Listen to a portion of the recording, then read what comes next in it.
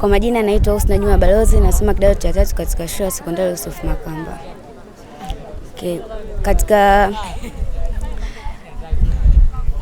Katika programu hii ya Behind the Shoreline, sisi kama wanafunzi na mazingira kwa ujumla tunapata faida nyingi sana kutokana na prosesi ya kufanya usafi katika bahari. Tunajua kwamba programu hii ilianzia kwanza kuja kutupa elimu darasani sisi kama wanafunzi, na baada ya kupewa elimu darasani sasa tumekuja kuonyesha kwa vitendo katika practice katika kusafisha maeneo ya fukwe kama tunavyofanya hii leo. Kwa kweli katika sisi tunapata sana faida nyingi sana katika programu hii, kwa sababu kufanya usafi katika maeneo ya fukwe inasaidia katika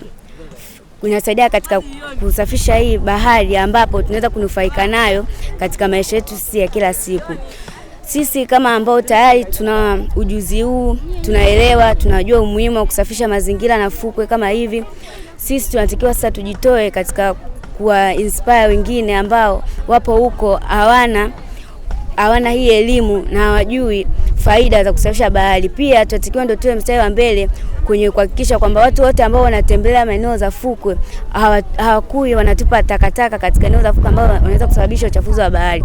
Kwa hiyo sasa hapa tunatakiwa elimu hii ambao tayari wanafunzi wa Yusuf Makamba na shule ya sekondari Makamba ambao tumepata tukaitoe kwa wenzetu, ili